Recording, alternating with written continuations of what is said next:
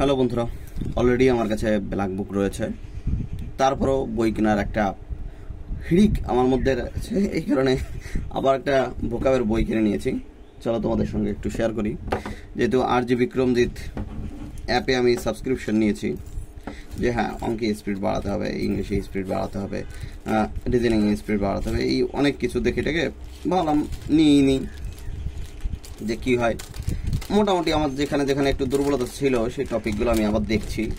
তারপর দেখলাম যে হ্যাঁ, স্যার একটা বই লিখেছে, সে বইটা কেমন একটু দেখি। বলছে যে বইটা মোটামুটি হ্যাঁ তুলনামূলকভাবে ব্ল্যাক বুক থেকে একটু সহজ, তো কম্পেয়ার করা একটু সহজ হবে। আর মোটামুটি একটা থেকে আরেকটা কোনটা ইংলিশ ভালো বা কোনোটা একটা সহজ টার্ম থাকতে পারে, সেক্ষেত্রে পড়াটা একটু সুবিধা হয়। এবং আমার মাল্টিপল বই পড়ার যে অভ্যাসটা ছিল, ম্যাথমেটিক্স ছিল যেহেতু পাশে গ্রাজুয়েশনে, সুতরাং প্রচুর বই পড়তাম। এবার দুই একটা বই কম্পেয়ার না করে পড়লে প্রচণ্ড মানে সেই রিলেটটা আসে না। এবার দেখি বইয়ের মধ্যে কি কি আছে আলাদা করে।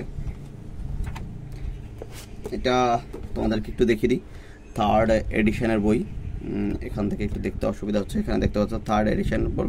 এটা বাইলিঙ্গেল, অর্থাৎ বাইলিঙ্গেল বলতে এই যেমন আমি কথা বলছি বাংলা আর ইংলিশে যদি কথা বলি তাহলে দুটো ভাষা হয়ে গেল, কিন্তু এখানে ভোকাবুলারি এদের হয় ইংলিশ এবং তার সঙ্গে হিন্দি, যেমনটা ব্ল্যাক বুকেই থাকে।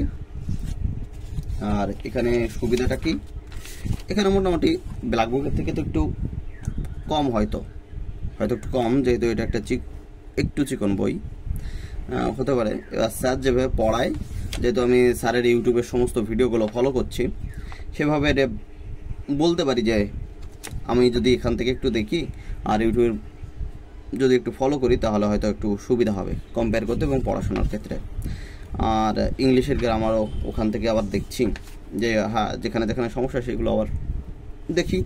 এই বইটা 3-4-5 দিন পড়ার পরে যা মনে হবে যে হ্যাঁ, নেওয়ার পরে যে ভুল করলাম ঠিক করলাম, সেটা আমি তোমাদের সঙ্গে শেয়ার করব।